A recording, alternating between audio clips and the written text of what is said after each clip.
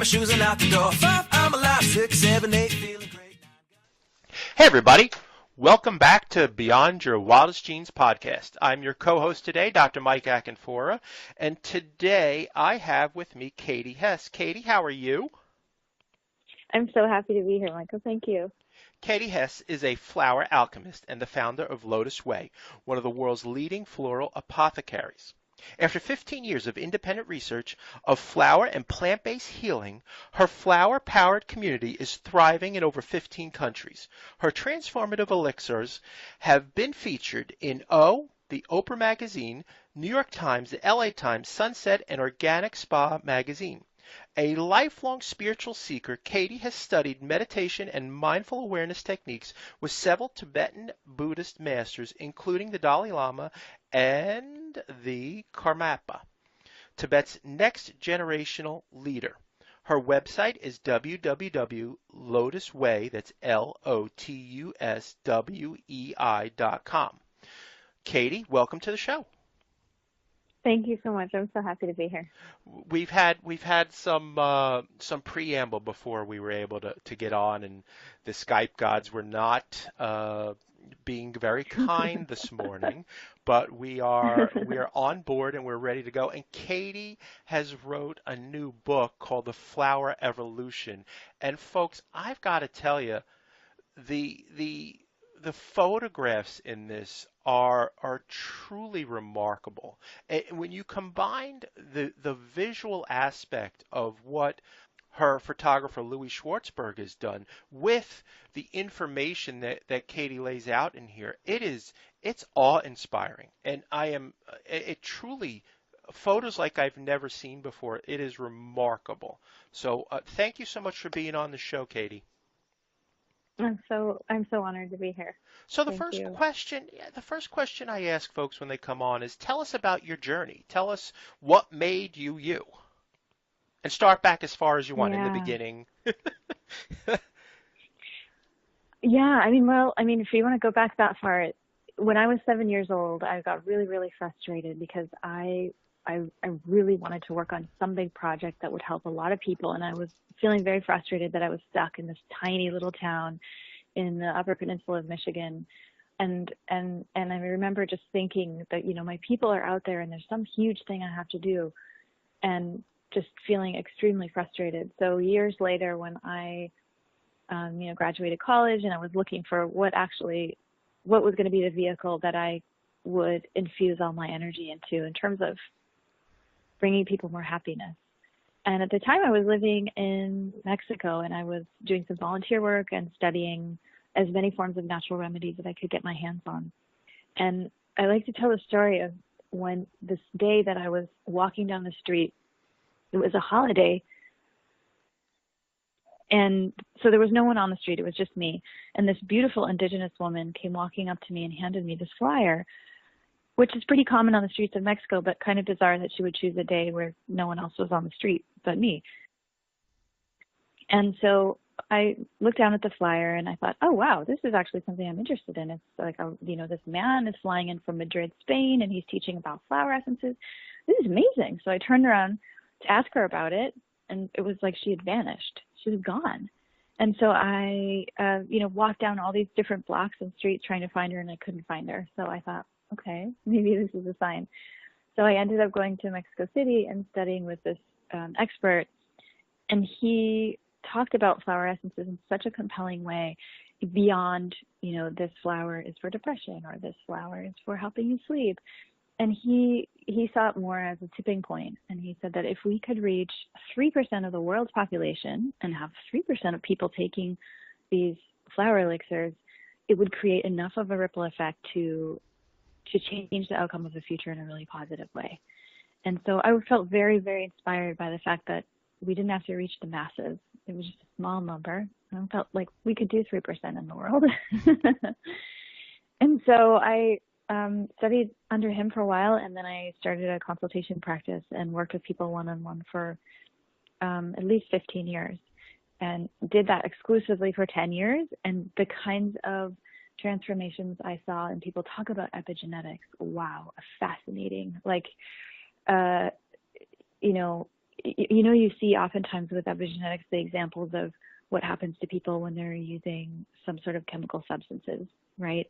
And this was just the complete opposite direction of, taking before and after pictures of people and seeing them become more radiant and happier and better posture and more confident. And it was just incredibly stunning how quickly you could see the results, and even in people's physical forms. So, that led to coming up with a product line, because I realized that if I only saw clients, I could see 5 to 6 people a day, and that would be about 72,000 people in my lifetime if I didn't take vacations. So I really felt like I was onto something, and that the whole world deserved this, and that each person, really deserved to be able to speed up their, feel their full potential. And so that led into the company, and then that led into the book. And the book has been just distillation of all of this work with flower elixirs over the years. Cool. That is a fascinating story, and we feel the same way, us three, Dr. DeCoya and Dr. McPhee. We, as chiropractors, have our offices, and we put together the think tank which was Center for Epigenetic Expression, which is now rebranded as Beyond Your Wildest Genes, and just thought we could reach more people than we could seeing folks on an everyday basis in person. And that has, we've took the road less traveled, and that has made all the difference. It is a huge difference in what we're able to do to bring people like you that our folks, may never have heard of.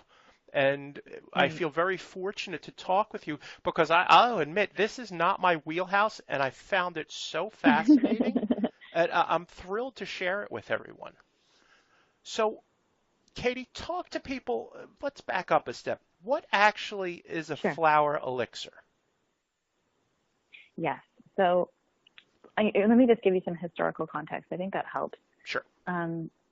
So all over the world, in different cultures, people have used flowers for healing, and we've seen, as in the Western world. I mean, if you think about the Eastern world, the yogis living in the caves in the Himalayas, doing fasting retreats and 3-year solitary retreats, they used something called chulen, which is like the essence of flowers and gemstones, and that's what helped keep them going. And you see it in Aboriginal cultures in Australia. You see it all over the world. In the Western culture, it appeared around 14th and 15th and 16th centuries, where you'd see certain doctors prescribing their patients to go out into the wild, locate specific flowers, and drink the dew from the tops of the flowers. And this dew was like this magical potion, because it was infused, it was being infused with sunlight inside the flower. And so the doctors would prescribe that to their patients to shift and enhance their mood. And then in the 1940s, many people have heard of a doctor named Dr. Bach, who figured out a way to scale so that we didn't have to go out and drink dew, because that would be really, really impractical today. So a flower elixir is a solar infusion, which is a lot of fancy words for a collection of the life force of a plant. So in a plant, the flower is what has the most life force. And so that life force can be stored in water. Water is almost like a recording device. And then when you add alcohol to it, it preserves it. And I know that for some people that might sound kind of out there, but if you think about in modern day life, just think about your cell phone. The vast amounts of information, messages, videos, images, streaming, movies, vast amounts of information or messages that are very meaningful coming through on waves that are invisible to the human eye. It's kind of mind-boggling, actually, how it all works. We don't think about it because we just use the technology, right? Sure. So wouldn't it make sense if a machine can do that, then something that's in nature, growing in the ground, that knows the precise moment to sprout and bloom and grow and use the elements around it, could also have that capacity to have energy or life force that is very resonant and compatible with the human body, that contains messages and information that the human body is able to pick up. And so I believe that we actually all speak this sort of secret language of flowers, and it's happening all the time. We're just not aware of it because we're distracted and we're not in tune. And the simple example is, imagine you have a big bunch of peonies in front of you, and you know how that makes you feel. And then imagine that you have a huge bouquet of daisies. It makes you feel totally different, right? Yep. Or a bird of paradise flower. So we know that the way they make us feel is completely different. So we're already perceiving that very subtle language. We just maybe haven't thought about it before. So you can capture the way that flower makes you feel in an elixir. So if you don't have time, like most people, I wish I had time to be out in nature all the time because it's so good for the body. But if you don't have the time to be out in nature as much as you'd like to, that's a one way to bring it in and help you feel like the benefits of nature, but through these flower elixirs. Does that make sense? Yeah, that makes perfect sense. That's it's both, it's energetic, obviously, Right. but Right. it's everything that goes into that flower. Is that correct? Exactly. Perfect. Yeah, that Exactly. makes a lot of sense to me. Thanks for breaking that down. That's neat.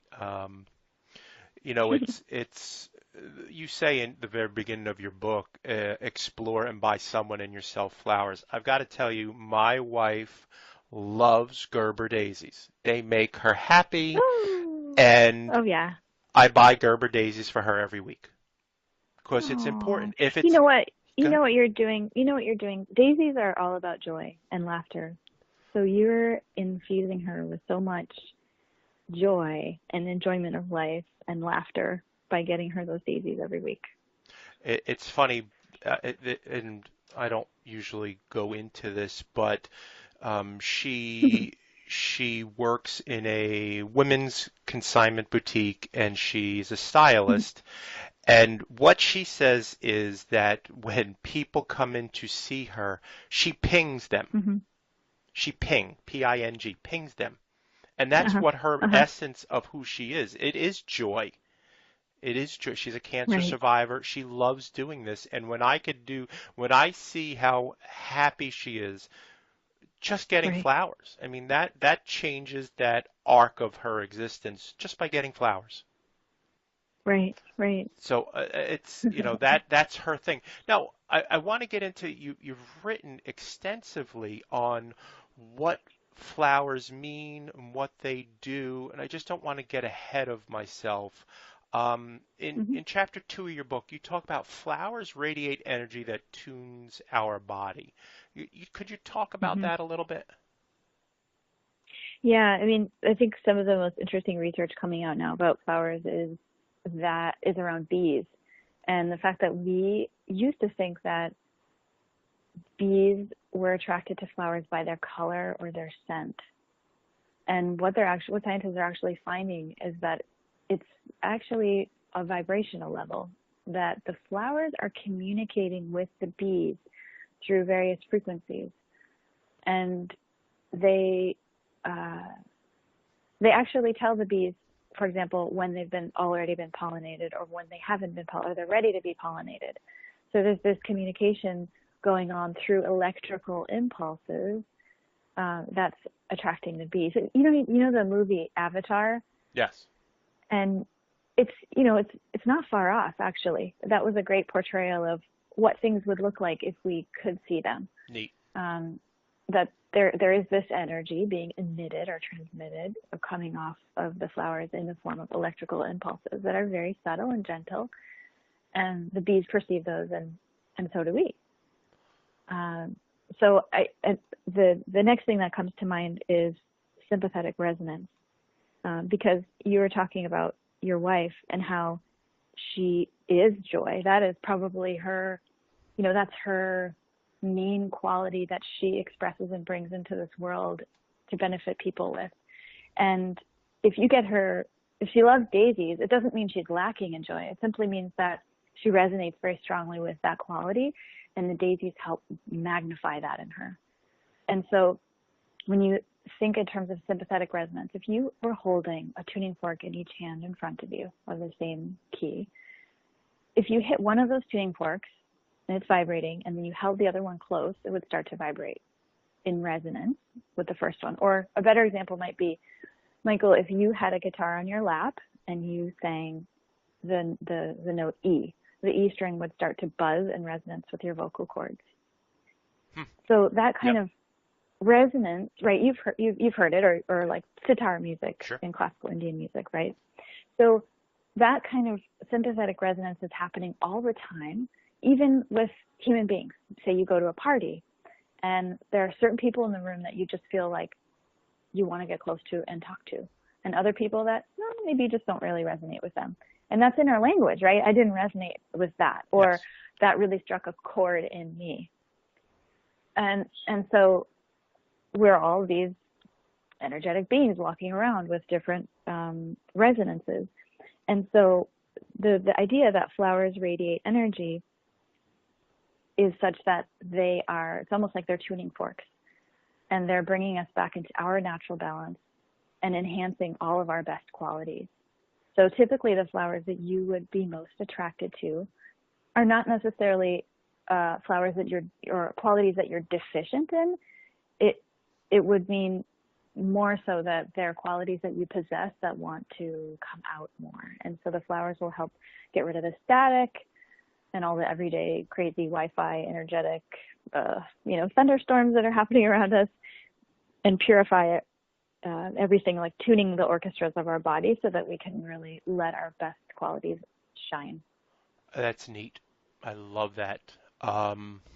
Talk to me about flower meditation. It's one of the things you wrote about. I find that fascinating as well. Yeah, there's actually an audio version that comes with that, because I thought it was a really nice practice for people to either go into their backyards or to a park or some little patch of natural space and really just practice listening. Because I think we spend a lot of time indoors, and when we leave, when we go outside of being indoors, we might perceive plants and flowers as pretty or an enhancement to the landscape, or they make us feel good. But there's a whole other level of listening and messaging that is available to us if we open up to it. And so the flower meditation is really just about enhancing your ability to listen. And so you could be sitting in your backyard, and the meditation takes you through just very simple breathing exercises and being aware of your body and the sounds that you hear, sort of like attuning you to your environment. And then just putting in your mind that you're open to receiving information or messaging from a plant or tree or flower in the area. And I know it sounds kind of crazy and out there, but it's pretty interesting what happens. You might have, some kind of specific issue going on, or you might have a question or a doubt or confusion, or you're just kind of looking for some kind of insight. You would be amazed at what the plants in your backyard would have to say about that. That's interesting. Yeah. Yeah. So it's like accessing, if you think about the earth is, 5.4 billion years old? Mm-hmm. There's a lot of wisdom there. And the flowers and plants are like antennas of the earth's wisdom. So we may see it as inanimate. It is moving. It is alive. It's just going at a very different pace than we are. And so if we can kind of dial it back and slow down just a little bit, we can tune into some of that really ancient wisdom. One of the things. Am I going too far out there? No, not at all. Okay. I think you dialed right into it, and you gave a great visual that they're the antenna. You can visualize that, folks, when you see what Katie's saying. It's an easy visualization. you wrote about what flower elixirs do for us, and you wrote 10 specific things. Could you go over a couple of Mhm. them for folks? How does, for example, you wrote flower elixirs help us sleep better. How is that? Mhm. Yeah, I mean, just if you simply think about um, some of the reasons why people can't sleep today, part of that is, all of the Wi-Fi and electrical stuff in the air that we can't see, how many different cell phone waves are passing through our bodies that we're not aware of, and the buzz of the city and the oversaturation of energies. I think that's just compounding. I know when I first started doing consultations, sleep really wasn't a big topic of conversation. And even just in my lifetime, seeing the amount of people right now that are having a hard time sleeping, when I do talks or workshops, it's usually about 50% of the room is not sleeping. And so, I mean, I believe it's our lifestyle, it's our distractions, all this energetic stuff going around us that's creating static. So when you imagine what it feels like when you let your cell phone go, which is really rare these days, and you go off the grid and you get into nature and you hike in the redwoods, or you go to your favorite place, or you sit at the beach, it's pretty astonishing how you feel. You've had that experience, right? Oh, unequivocally. We live at the beach, so it's, Oh, one of the awesome. You things. get it often. Yeah, it's we live at the beach. We have access to beach. We have access to mountain. Well, I wouldn't say mountains. Wow. Hills in New Jersey. So Right. it's I couldn't agree more. Yeah. So you feel the difference when you leave that sort of crazy lifestyle behind for just even a couple hours. Hmm. And so it's like being able to access that same benefit, but instead of going out, it's just bringing it into your own body. I, And so it's, balancing I don't know, chemically actually what's happening. It's more of an energetic thing, but it's removing the static. It's helping you find your natural body rhythms and tuning those to the earth and the sun and the way that, we would go to sleep when it gets dark. I love it. Um, the one thing that you also said, which I really resonate with, not to borrow your term, it flower elixirs help with self-limiting beliefs. Yeah, that's my favorite one. This is a big deal for a lot of people. Could you dive into that? Yes. I'm going to share a little bit about some things that my flower essence teacher taught me. And if you understand epigenetics, this could make sense. What my teacher would tell me was that in every cell of our body, so we already know that in every cell of our body, we carry the DNA of everything from when we were first conceived until now, right? Hmm. And all of the conditioning and socialization and everything that's occurred in our life. But my teacher was saying that we also carry the sort of genetic, energetic messaging from up to 7 generations back in our family lineage. Hmm. So the way that would play out is that you may have a thought, or I have a thought. Let's say I have a worry or a fear about something, and I think that's unique to me, right? I'm just in my own little head thinking my little thoughts, thinking that this is just only me. But it could actually be a regurgitation of exactly the same thing that my great-great-great-grandmother was feeling or thinking. Sure. And so flower elixirs help sort of dial down the volume on that kind of messaging in your cellular makeup so that the real you can, really emerge without that influence. And I have to say that I was in my early 20s when I was studying with him, and it wasn't until I reached about 35. They always say, like, when you get older, you hear yourself sounding like your parents, Hmm. and you never think that's going to happen. And then 35 hits, and I'm like, oh my God, I sound just like my mom, which isn't a bad thing. But it's just so curious. And so the self-limiting patterns are not necessarily from genetics. They could be something that you experienced in this life, something that you experienced in the womb, something that you experienced a month ago. That kind of doesn't really matter where or when it comes from. Hmm. we all know, I mean, if I get into a room with a lot of people and say, okay, raise your hand if you have absolutely tapped out your full potential, like you are there, you are like 300% the best that you could possibly be, and never does anyone raise their hand. Right? Yeah. I mean, we all know, we all have this, something that holds us back or creates a fear or a little nervousness or, stops us from just busting out and being the most fearless, confident, beautiful, radiant selves that we know we can be. And that's where the flower elixirs come in, is to essentially help us navigate our way through that really quickly and effortlessly.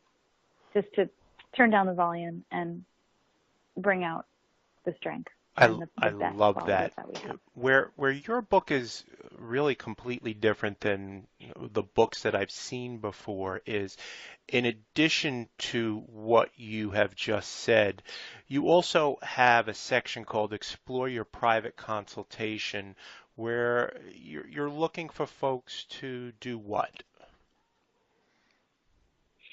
Yeah, it's to have more awareness in what's going on. I think a lot of times we learn to live on autopilot. Mm-hmm. And by taking a moment to just stop everything and check in, like, where am I at really in my life right now? What's working? What's not working? What are my deepest dreams and aspirations? What would I, regret not doing if I died in a week? And to really honor what that is. And it's kind of like you can't solve something with the same mind that created it. Mm-hmm. So you kind of have to step out of your situation and in order to uproot self-limiting patterns, you have to see that they're there. Absolutely. So, I remember one day, I don't know what flower elixir I was taking, but I remember the day when I realized that I'm a very impatient person. And I had this sort of visceral disappointment because I always thought I was the most peaceful, patient person in the world. And then I realized, no, I'm actually really impatient.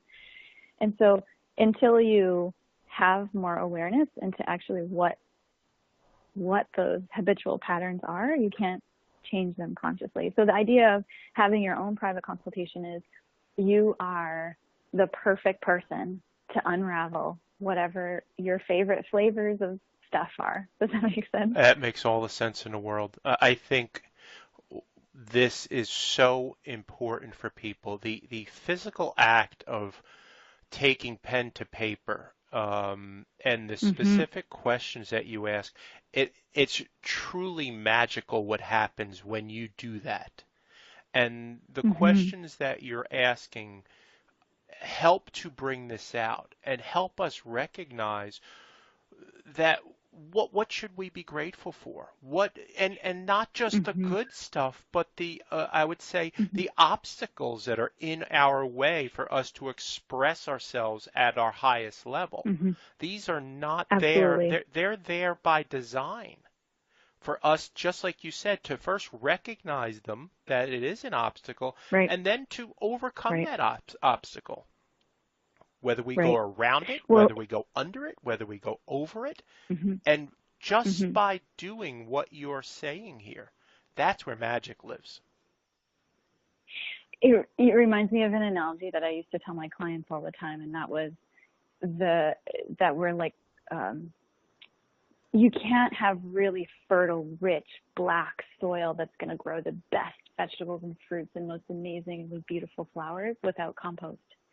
And if anyone's seen a compost pile, it's slimy and stinky and gross and like fermenting and blah. It's like, and so we have these parts of ourselves that we perceive as stinky and messy and fermenting, and like, I don't want anyone to see that, and I don't even want to look at that because I perceive it as a weakness. But actually, that's the juicy stuff. Like you said, by just addressing it, that's the richest, then that's going to make the richest soil. And I think we sell ourselves short because sometimes we run away from it or avoid it, when that's really like the jewels of who we are. I love it. So we're coming to the end of the rainbow here. I just wanted to give people a couple of things to leave with. Um, you wrote, and what I love about, again, I cannot describe to folks the pictures that I'm seeing in the book. It's just remarkable. But you wrote The Secret Teachings of Flowers, and I've never seen anything like this before for myself. Um, can you just describe what you're talking about, the secret Mm-hmm. lives of flowers, Mm-hmm.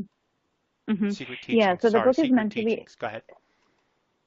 yeah, the book is meant to be interactive. So you don't have to read it from front to cover. Wouldn't expect you to do that. Hmm. It's there's a section in the middle where you look at 48 different flower photographs taken by Louis Schwartzberg, who is the most incredible nature filmmaker out there. If you like the images of the book, you should see his films. Unbelievable. Um, so you turn to all the 48 flowers. You see which one attracts you most visually, because you will always be attracted to that which will benefit you most in the moment. And then it's like a choose your own adventure book. So you turn to that page, and there's this whole huge 3 to 5 page profile on not only just like fun little facts about the flower, but what it means about you and what you might be going through, and questions to ask yourself, and things that you could do to elicit that quality in you, the same quality that that flower is asking you to bring out. So yeah, I mean, it's kind of, I see it as a mirror. I see it as a reflection tool. So whenever you're curious, you just circumambulate, get around your left brain, use your right brain, see which beautiful image you're attracted to, turn to that page and find out the message that it's telling you about you. I love it. I mean, these photographs are so visually stunning, just Mm-hmm. remarkable. Katie, thanks so much for being on the show today. Could you tell people where they can find you in the world? Yeah, so the website is Lotus Way, Lotus spelled like the flower, and then WEI.com. And if you're interested in downloading the first 2 chapters of the book and seeing some of these gorgeous images, you can go to lotusway.com/sneak peek. Awesome. And the book is The Flower Revolution. Can people Yes. find that in their, bookstores, Amazon, Barnes and Noble, Yep, everywhere. everywhere? Perfect. I will Yep. have that in the show notes so that people can find that. So I want to Mm-hmm. thank you again. It has been a wonderful experience for me. I really appreciate you taking the time. I know that you are out doing a book tour and you're super, super busy. So I want to thank you for sharing with our community today. I want to thank you for asking such really insightful questions. It makes all the difference, and I'm in love with what you guys are doing. So thank you so much. Oh, you're welcome, Katie. So this is Dr. Mike Akinfora with Katie Hess, and you've been listening to the Beyond Your Wildest Dreams podcast. Please go to iTunes and leave us a review. It helps us to help you, and please share it with your friends and family. Thanks so much, everybody. Have a great day. Ciao.